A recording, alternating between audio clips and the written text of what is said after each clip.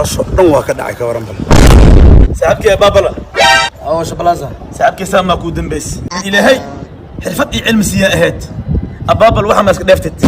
ka dhacay ma arkin miya laakiin wax bartay hata abaabala maanta ani hata ku soo raaday indhaha ay xanuunay inaan tala ka qaato hadii ay aaminay nin alkulista ah tala ku siinay yaay aaminay ma ku siihay aamin nabad saxabo niyo dhageyso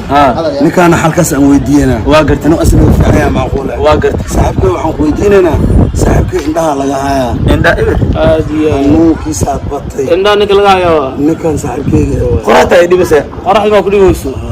cun ma jira ha habeenkii waqtiga wax maaragtimo may